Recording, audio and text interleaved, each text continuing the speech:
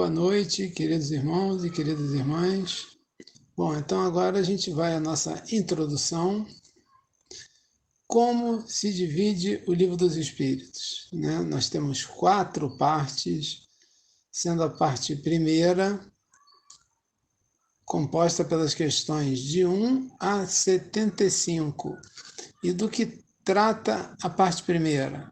Das causas primárias.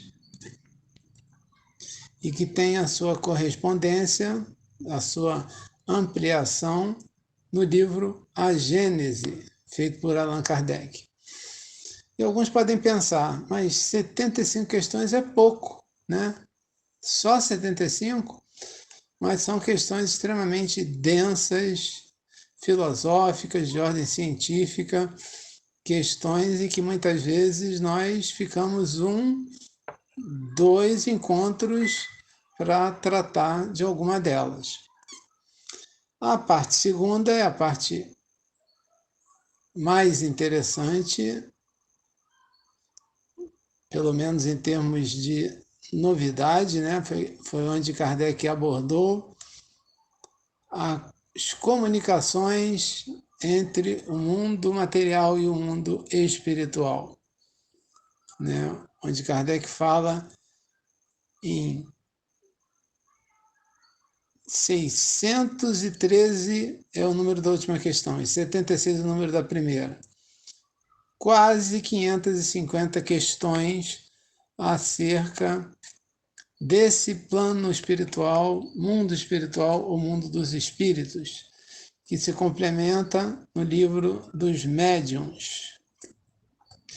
A parte terceira já vai das questões 614 a 919. 919 é a grande reflexão de Santo Agostinho, que compõe as leis morais, que foi ampliada, né, e trazida através da obra O Evangelho segundo o Espiritismo. E, por último, a parte quarta, que trata das penas e consolações, que vai das questões 920 a 1019. Também podemos dizer que é uma parte pequena, né? Aproximadamente 100 questões, que foi também complementado no livro O Céu e o Inferno. E quem quiser se aprofundar um pouco mais na doutrina espírita, tem o livro As Obras Póstumas de Kardec, que foram escritos, né, que ele fez de forma tranquila, serena, sem nenhum tipo de obrigação, e ali nós vemos um outro Kardec, né, tratando de outros assuntos. É uma obra também interessante. Além, claro, dos volumes da Revista Espírita de Paris. E é com muita paz em nossos corações, né, meus irmãos, que nós estamos iniciando o nosso estudo de O Livro dos Espíritos, da tarde de hoje, da parte terceira, capítulo 10, da Lei de Liberdade, Livre-Arbítrio, questão 843. Kardec pergunta: tem o homem o livre-arbítrio de seus atos? E a espiritualidade diz: pois que tem a liberdade de pensar, tem igualmente a de obrar. Sem o livre-arbítrio, o homem seria máquina. Muito bem representado, não é? Não precisamos dessa chavinha mecânica, não é? Temos a razão que o Pai nos deu para essa liberdade de pensamento. O homem, meus irmãos, tem liberdade de pensar e operar. Contudo, nas suas obras, pode ser obstado pelas leis humanas, se o fizer contra as regras da sociedade. No modo pelo qual pensa, todavia, ele tem plena liberdade, porque nessa equação divina, somente ele e Deus se unem, compartilhando do segredo de pensar, sentir a vida. O livre-arbítrio é, pois, uma disposição de semear. Os pensamentos são sementes formadas no campo sagrado da alma. Porém, ela é obrigada a colher seus frutos. Quem nos dá essa brilhante explicação é o Espírito Miramês. Ou seja, meus irmãos, a cada um segundo as suas obras. A doutrina espírita, inspirada, né, no Cristo, ela veio ensinar aos homens como escolher o que plantam na lavoura do mundo e das criaturas. E nessa escolha que a vida pode nos surgir cheia de esperança. É nessas escolhas que fazemos. Para tal, é preciso vigiar, não é? Nossos pensamentos, buscando agir de conformidade com as leis do Pai. E quando tivermos dúvida na nossa escolha, devemos questionar como o mestre agiria se estivesse nesta situação. Certamente, seremos então inspirados pelos espíritos de luz que vibram na sintonia com o pensamento de Jesus. Como o mestre entendia a caridade, meus irmãos. Vamos raciocinar nisso para que possamos fazer boas escolhas. E ele, lá na questão 886 desse mesmo abençoado Livro dos Espíritos, ele responde: benevolência para com todos, indulgência para as imperfeições dos outros, perdão das ofensas. E Allan Kardec, ele ainda dá um esclarecimento nessa questão. Ele diz que o amor e a caridade são o complemento da lei de justiça, pois amar o próximo é fazer-lhe todo o bem que nos seja possível e que desejáramos nos fosse feito. Portanto, vibremos, meus irmãos, em nossas decisões pautados na lei de justiça, porque quando nossos pensamentos estão distanciados, né, das leis do Pai, os sugestionamentos recebidos intuitivamente por nós são de nossos irmãos inferiores. Porém, aceitar ou não essas sugestões cabe a nós. O livre-arbítrio é nosso. Daí a orientação de vigiar e orar. Vamos avançar para a questão 844? Kardec pergunta: do livre-arbítrio goza o homem desde o seu nascimento? E aí a espiritualidade responde: há liberdade de agir, desde que haja vontade de fazer, não é? Nas primeiras fases da vida, como a gente vê aí essa princesinha, não é? É quase nula é a liberdade, né? Que se desenvolve e muda de objeto com o desenvolvimento das faculdades, não é? Estando seus pensamentos em concordância com o que a sua idade reclama, a criança aplica o seu livre-arbítrio àquilo que lhe é necessário. Então, o espírito, quando ele volta ao corpo, né, pelo processo da reencarnação, a princípio, ele é tolhido da sua liberdade, por estar inseguro no seu instrumento de carne.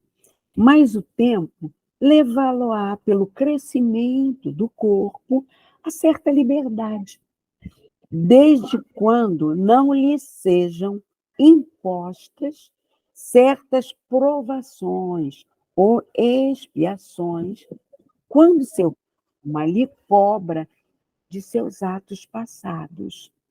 E assim, a gente vai exemplificar, fica mais claro.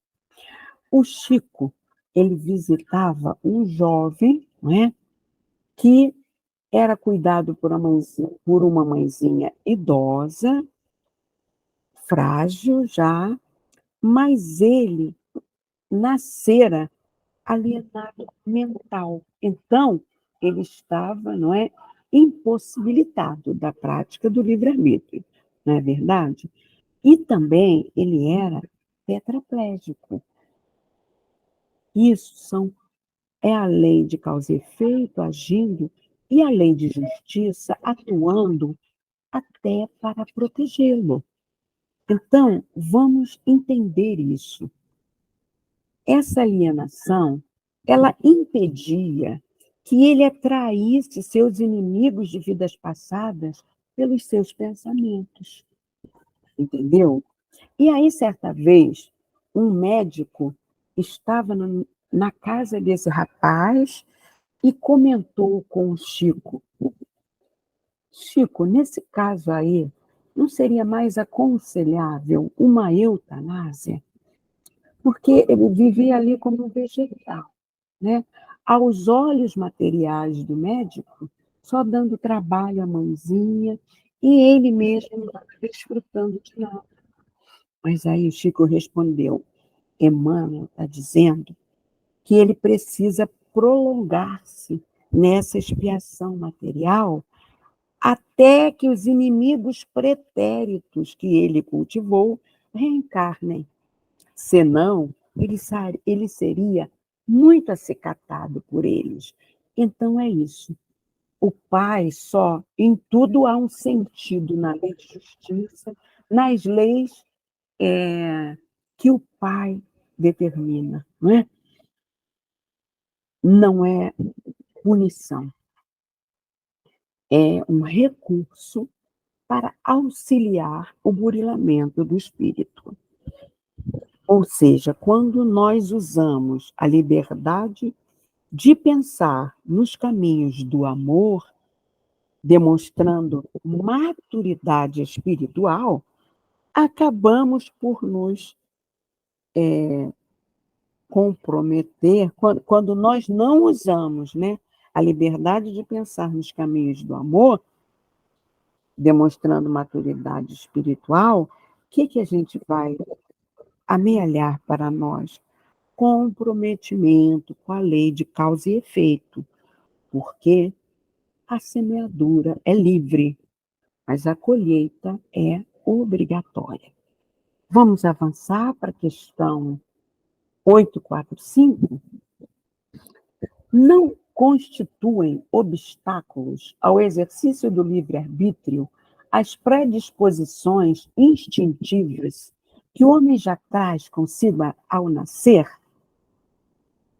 E a espiritualidade responde: as predisposições instintivas são as do espírito antes de encarnar. Conforme seja este mais ou menos adiantado, elas podem arrastá-lo à prática de atos repreensíveis, no que será secundado pelos espíritos que simpatizam com essas disposições. Não há, porém, arrastamento irresistível, uma vez que se tenha a vontade de resistir. Lembrai-vos de que querer é poder. E aí, no final dessa questão, há uma referência para a questão 361 do Livro dos Espíritos, e nessa questão, a espiritualidade vai dizer que a origem das qualidades morais, boas ou mais, do homem, são as do espírito nele encarnado. Ou seja, as predisposições instintivas são condicionamentos trazidos pelo espírito imortal de existências pretéritas. Exemplo, outros processos de educação, meus irmãos, outras culturas, né? Outros hábitos.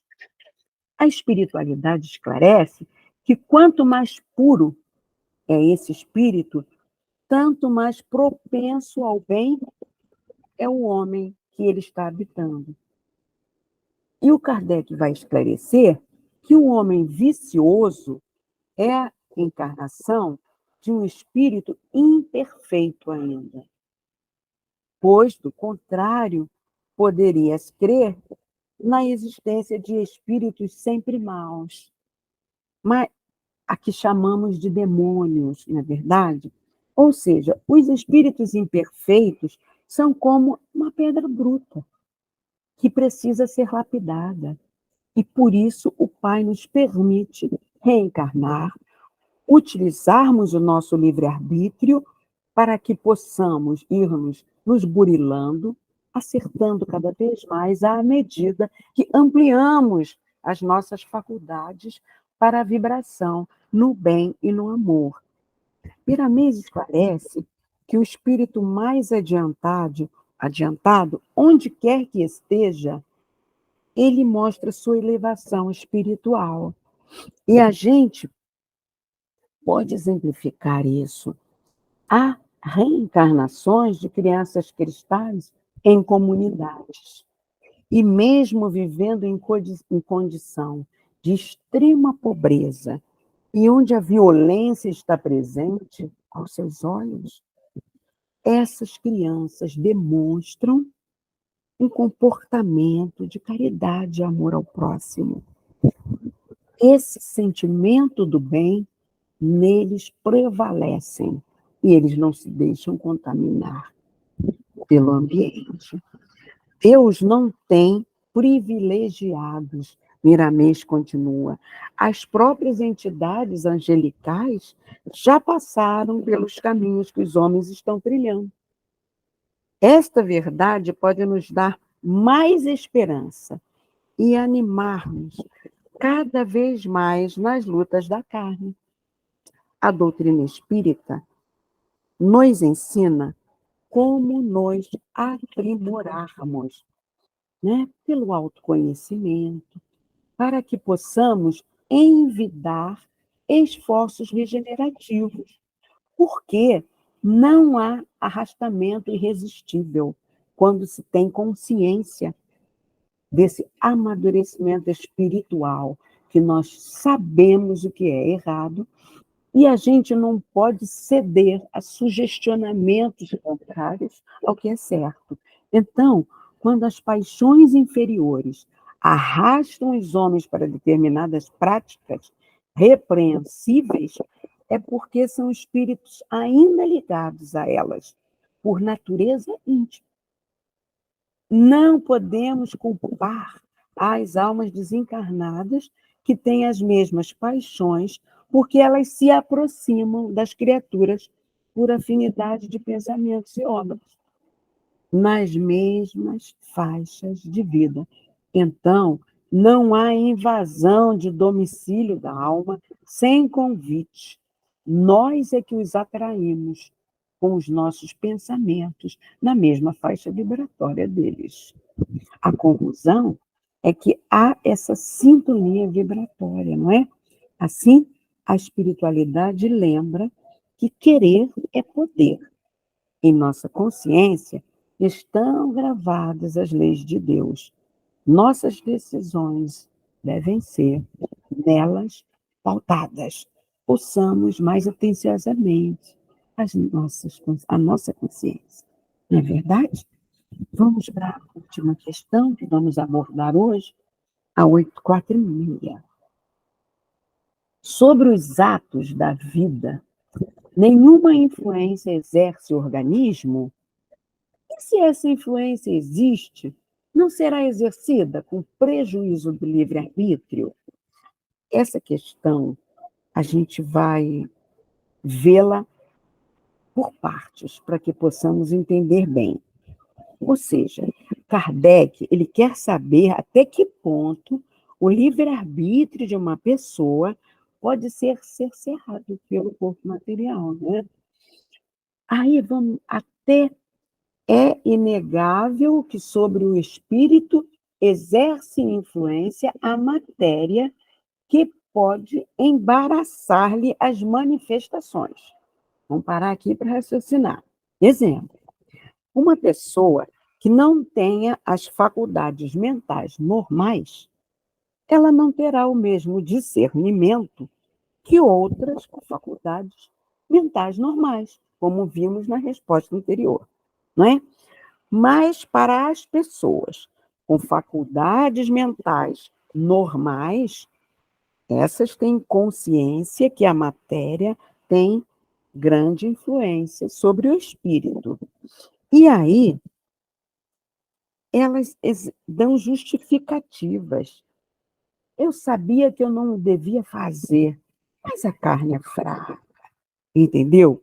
Então, ela sabe que não devia, não é?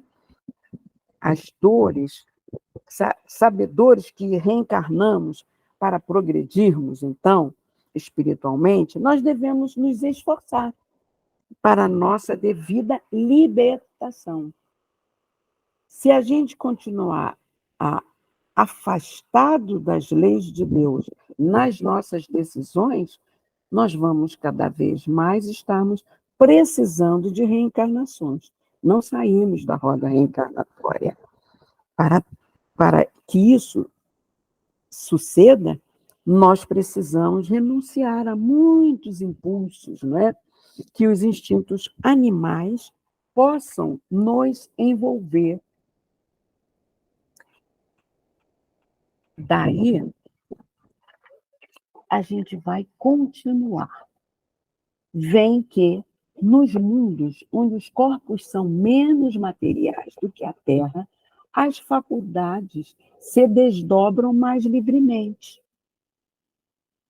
Então, aqui a espiritualidade refere-se aos mundos mais adiantados, onde os corpos, também materiais, mas não são tão grosseiros quanto os nossos aqui do planeta Terra. Eles são mais sutis, o que certamente permite que eles se desdobrem com mais facilidade a outros orbes mais sutis. Então, a gente vai ver que o André Luiz, quando estava lá em nosso lar, o corpo que ele lá possuía era o perispiritual, mas ele desdobrado no sono, ele vai no corpo mental até uma esfera mais sutil, habitada pela mãezinha dele, não é?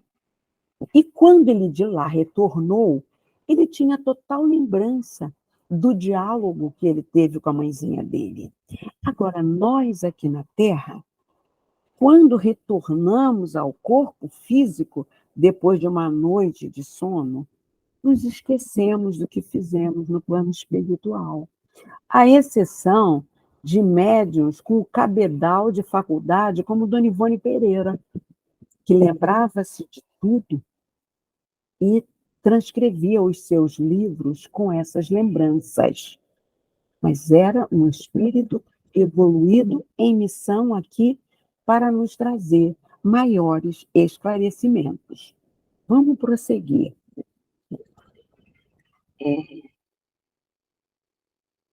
Porém, o instrumento, como é que tá?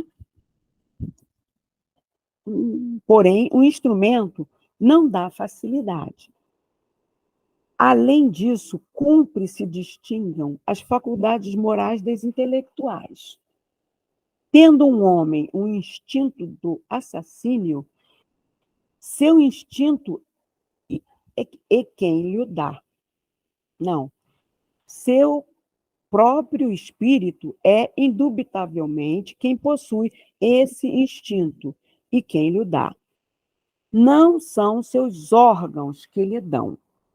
Ou seja, meus irmãos, o instrumento que dá as faculdades, sejam morais ou voltadas para as leis imutáveis de Deus, ou as intelectuais, de desenvolvimento, né, do intelecto, do, do científico que o homem desenvolve através da razão, tá, é o espírito e não o corpo. Miramês esclarece que a matéria precisa do espírito e vice-versa. Matéria e espírito se confundem por serem originários da mesma fonte, não é? Do fluido cósmico universal. O que separa uma do outro é o tempo de evolução. A matéria pode embaraçar as manifestações do espírito, mas, se não fosse ela, como testar a alma nos caminhos a percorrer? Miramês questiona, né? Assim, passamos a entender que não é o corpo que vai fazer com que um homem seja mais violento. É o espírito que habita esse corpo que tem esse instinto. Vamos continuar a leitura. Semelhante ao bruto, e ainda pior do que este,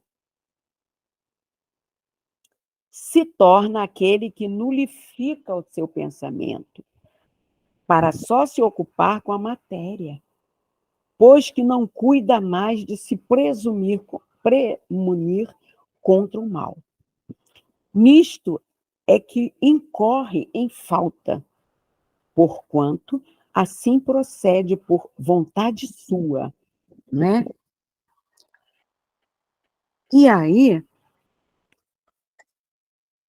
a matéria é apenas o envoltório do espírito, como o vestuário é o do corpo. Unindo-se a este, o espírito conserva os atributos da natureza espiritual. Esses conceitos estão lá nas questões 367 seguintes, do Livro dos Espíritos. Corpos mais grosseiros aqui na Terra permitem suportar, meus irmãos, as provas e expiações que farão o espírito um dia dissipar as trevas que nele habita e reluzir para o Pai. Porém, há aqueles espíritos que vivem mais para a vida material, como se ela fosse a única. Não vivenciam o amar ao próximo como a si mesmo. Então, estes estão mais para o instinto embrutecido do que para o sentimento, para o desenvolvimento das faculdades. É isso, meus irmãos, que eu trouxe para vocês hoje. Agora eu passo a palavra para o nosso querido Vidal, para dar prosseguimento ao nosso estudo. A palavra é sua, querido Vidal. Saudações a todos. Vamos emendar direto, porque não tem necessidade de outra coisa. Requestão 847. A aberração das faculdades tira ao homem o livre-arbítrio? A palavra aberração hoje em dia não tem exatamente esse significado, mas ele está querendo dizer o seguinte: impedimentos, dificuldades, distorções e até obnubilações, bonita essa, das faculdades. Ou seja, o exemplo da figura demonstra tudo. Uma pessoa que nasce num corpo totalmente incapacitado, tanto em termos mentais quanto físicos, tem livre-arbítrio? Livre-arbítrio para fazer o quê se ele não consegue fazer nada?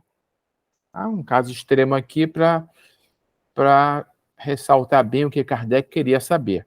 Mas podemos localizar. Um cego. O cego teve seu livre-arbítrio reduzido pela sua cegueira?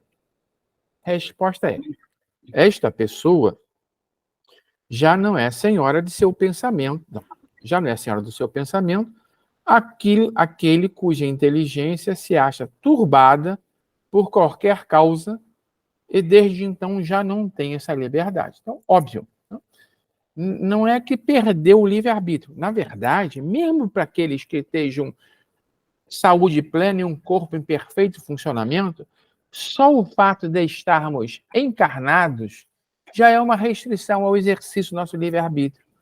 O nosso livre-arbítrio é mais pleno antes da reencarnação. Depois que nós já decidimos em que país vamos nascer, em que época, filho de quem, casar com quem, e tem uma programação de vida toda elaborada, obviamente o livre-arbítrio já se reduziu. Ele vai continuar existindo, porém adaptado às pré-condições que nós mesmos já decidimos ou já aceitamos. Essa limitação, vou trocar aqui limitação em vez de aberração, essa limitação constitui muitas vezes uma punição para o espírito, que porventura tenha sido, noutra existência, fútil ou orgulhoso, ou tenha feito mau uso de suas faculdades. Pode esse espírito, em tal caso, renascer no corpo de um idiota no sentido de com deficiência mental, o déspota no de um escravo, o mal rico no de um mendigo. O espírito sofre por efeito desse constrangimento, essa limitação, essa redução do seu livre-arbítrio, de que tem perfeita consciência. Interessante aqui um parêntese. Mesmo pessoas com, às vezes, severas limitações mentais, tá? Do ponto de vista espiritual, eles estão conscientes do que está acontecendo. Tem um livro, As Aves Feridas na Terra Voam, que fala sobre reencarnação de crianças excepcionais e mensagens depois enviadas por ela, depois desencarnadas pelos pais, dizendo que eles tinham conhecimento de tudo que estava acontecendo à volta dele e agradecendo os pais pelo carinho e pelo amor, mas que ele não conseguia exprimir e expressar aquele reconhecimento e aquele amor. Isso é algo para a gente pensar bem. Né? Por mais inerte que possa parecer um irmão, ele pode estar consciente do mundo à sua volta. Está aí a ação da matéria. Aquela pergunta sobre a qual a Norma já dissecou, ele complementa a resposta aqui. De fato, a matéria pode restringir o livre-arbítrio em situações como essas que foram apresentadas. Mas eu acho que nesse caso é bom voltar um pouquinho mais para trás. Tá? Vamos ver que tem duas, vamos separar grosso modo em duas situações. Por exemplo, um espírito que fez um uso abusivo das energias sexuais. As energias sexuais compartilham a mesma bateria com a mente. Exaurir-se por abuso das energias sexuais também vai começando a comprometer os processos mentais. Então, essa pessoa pode desencarnar já com restrições mentais e vir a reencarnar de novo num processo como esse de retardamento, de excepcionalidade, de idiotia. Por quê? Porque ele gastou em excesso a sua bateria de energias que tanto seriam usadas pelo sexo quanto pelo processo mental. Não estou dizendo com isso que sexo é pecado, não. Ao contrário, estou dizendo que há um equilíbrio e há uma distribuição que foi pré-determinada e mediana. Quem exagera no exercício para um lado, pode faltar para o outro lado. Mas aí é uma questão de consequência. Eu me desequilibrei, eu fiz o mau uso do meu livre-arbítrio, comprometi o meu corpo espiritual e na reencarnação seguinte eu nasço com restrições que são consequências diretas do que eu fiz sobre o meu próprio corpo. Tem uma outra situação que também pode levar a essas restrições e já foram anunciadas por Jesus. Lembra que no final do Sermão da Montanha, Jesus disse: se o seu olho direito fizer pecar, arranque ou lance fora.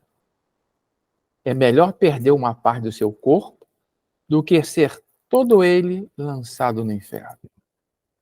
Se a sua mão direita fizer pecar, corte-a e a lance-a fora. É melhor perder uma parte do seu corpo do que ir todo ele para o inferno. Óbvio Que Jesus não está dizendo que eu tenho que ir agora aqui arrancar meu olho porque eu andei tendo uns maus olhados para a vizinha, ou eu não vou cortar a minha mão porque eu fiz mau uso dela, eu roubei ou coisa assim. Não. Essa situação é para aquele que se encontra já desencarnado, se preparando para uma reencarnação. Eu sei qual é o meu ponto fraco, eu sei que eu sou abusivo, e eu me conheço.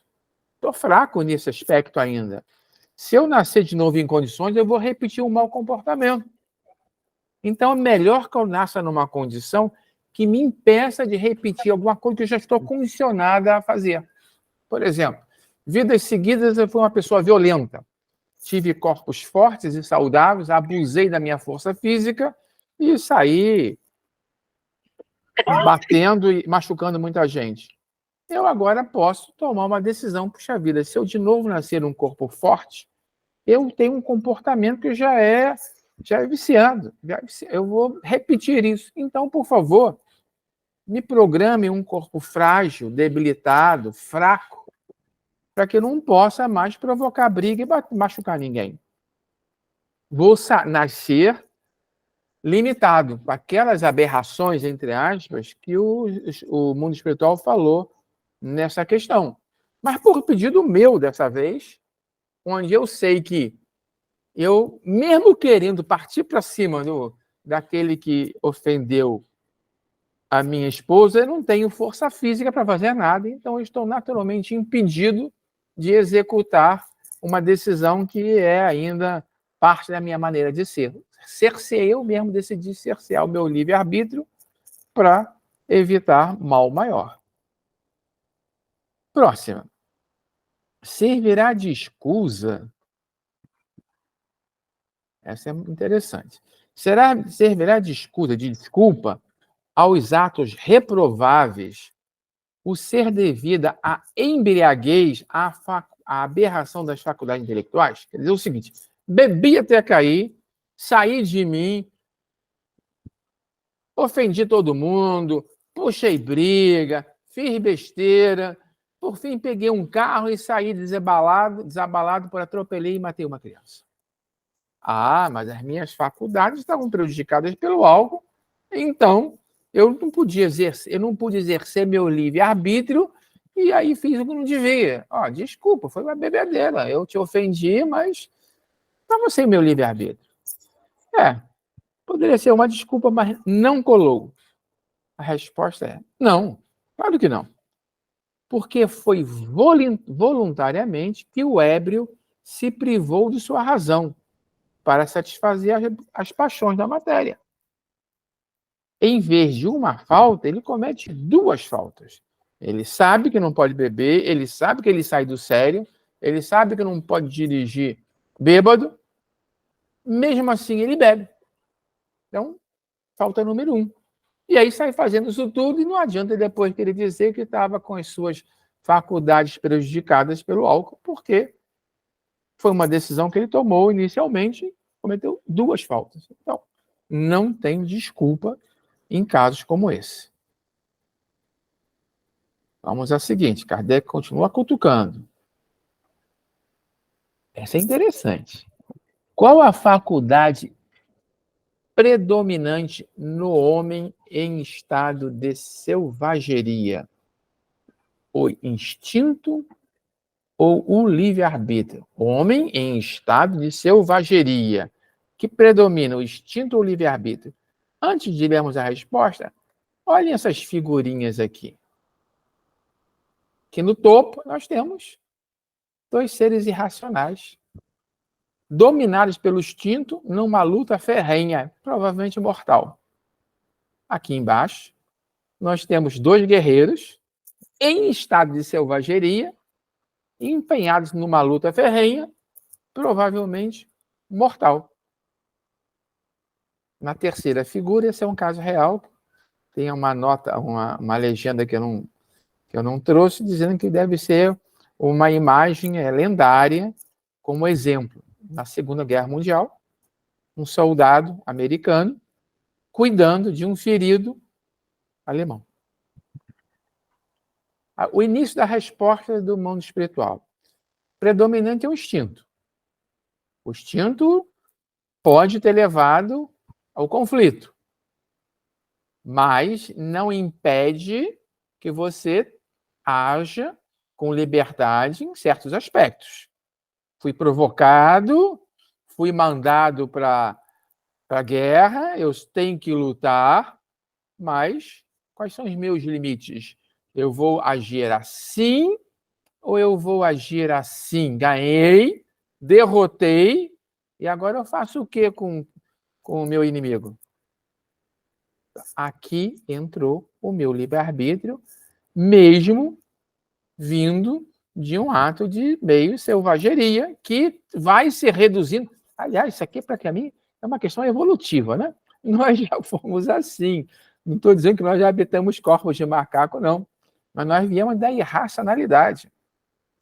Nós não tínhamos livre-arbítrio. Esses dois aqui não têm livre-arbítrio, porque eles não têm o processo mental definido. Eles seguem a lei da natureza. Qual é o lado bom disso? Não tem karma. À medida em que nós compreendemos as coisas, nós desenvolvemos o livre-arbítrio e, em compensação, vem o karma a reboque. Se esse aqui ganha e tortura o inimigo e o mata lenta e dolorosamente, ele está contraindo karma. Aqui não. Esse aqui, está ao contrário. Ele está crescendo espiritualmente com a sua decisão de fazer pelo próximo o que gostaria que o próximo fizesse por ele. Então, vamos à resposta. Primeira pergunta, vamos repetir a pergunta. Qual a faculdade predominante no homem em estado de selvageria? Não é necessariamente selvagem, não. Mas dei aqui uma estourada, explodi e virei, me comportei como selvagem. E aí? Vou agir pelo instinto ou estarei usando o livre-arbítrio? Bom, no estado de selvageria é o instinto, o que não impede de agir com inteira liberdade no tocante a certas coisas. Mas aplica como uma criança, só que nós voltamos ao estado de criança. A gente tem liberdade ainda, porém, uma liberdade já restrita, que eu já me entreguei à selvageria. Essa liberdade, não a criança que se entrega à selvageria, mas as limitações da mente infantil. Essa liberdade, as suas necessidades, como a criança, mas aplica como a criança essa liberdade às suas necessidades. E ela se amplia com inteligência. Então, somos mais inteligentes que a criança, apesar de termos dado vazão à nossa selvageria, temos mais obrigações de nos controlarmos. Consequentemente, tu que és mais esclarecido que um selvagem, também és mais responsável pelo que fazes do que um selvagem é pelos seus atos. E nem se diga, então, em relação a essas duas ferinhas aqui. Nesta situação, que é uma situação evolutiva, né? Esperemos que já estejamos no terceiro grau, que a gente já tenha conseguido superar isso. Mas, às vezes, a gente escorrega, né? Às vezes, isso aqui, o bruto que existe, o bruto que nós já fomos, ainda teima a aflorar e bater ponto nas nossas vidas.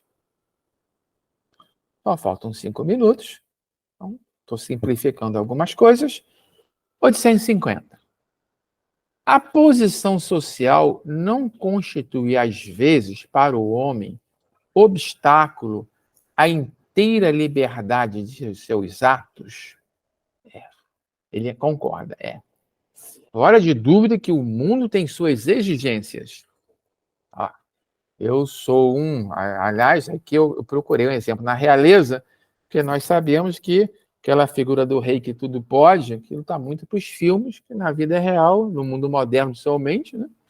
As normas, as regras, os regulamentos são tão grandes que é comum pessoas viverem infelizes usando uma coroa, justamente porque não conseguem usar sua livre-arbítrio, não tem decisão para fazer o que quer, tem liberdade de fazer o que quer. Acontece, não precisa ser na realeza, não. Né? A vida em sociedade nos priva de liberdade de muita coisa. Umas boas para nós, outras são puras convenções sociais que nós ainda valorizamos, às vezes, além da conta e que nos limitam. Tá, pode ser. Mas Deus é justo e tudo leva em conta. Você, de fato, você é o chefe, poderoso chefão da tua empresa. Tá? Você não pode se rebaixar, chegar lá e fazer isso ou aquilo, a dar um abraço lá na moça que está fazendo a faxina. Mas espera aí, alguma coisa você podia ter feito melhor do que você fez. Deus nos deixa a responsabilidade de não ter empregado nenhum esforço para vencer esses obstáculos. A gente poderia começar a quebrar. A sociedade moderna, se comparada com as regras sociais de 200, 300 anos atrás, quebrou muita coisa, a começar pela questão da igualdade dos direitos do homem e mulher. A mulher não tinha os direitos de nada. Foi assunto de um estudo de 2, 3 semanas atrás, nós falamos sobre isso. Né? Na medida em que nós vamos nos esforçando em quebrar essas restrições que a sociedade impõe, nós podemos dar maior liberdade à nossa capacidade de expressão e assumir melhor o nosso livre-arbítrio de uma maneira positiva. Então, tem restrições? Tem dificuldades? Tem, mas isso não é desculpa. Alguma coisa você poderia ter feito. Sempre dá para fazer melhor. Primeira coisa que eu aprendi num cursinho técnico que eu fiz, primeiro cursinho que eu fiz na vida, cursinho do Senai, eu nunca vou esquecer. É a seguinte frase: tudo que já está sendo bem feito pode vir a ser feito ainda melhor. Então, mas a vida é assim, as regras são essas, não é desculpa quando chegar lá em cima. Você podia ter melhorado um pouquinho, você podia ter quebrado alguma dessas normas que já estão ultrapassadas no tempo e do espaço e não o fez. Então, responsabilidade para nós, ponto negativo, karmazinha contraído, cada caso é um caso, Deus é justo e tudo leva em conta, graças a Deus. São 18h59, fechamos, não é, Norma? Isso, meu Alguém querido. quer comentar alguma coisa, fazer alguma observação? Não? Então deixa eu voltar aqui para ver vocês, parar a apresentação e vamos fazer a nossa prece? Isso, querido, vamos sim. Querido Mestre Jesus, tu que, quando estiveste entre nós, dedicou a tua vida a protestar contra normas injustas, contra regras defasadas no tempo, contra desculpas esfarrapadas que justificavam o nosso egoísmo na época, nossa prepotência, a nossa vontade de ser mais, de querer mais, de aparecer mais, frutos de nosso desamor. 2000 anos se passaram, mestre. Não sabemos o quanto avançamos. Esperamos ter avançado alguma coisa. Pelo menos já despertamos para a necessidade de valorizar mais o amor e menos o ego.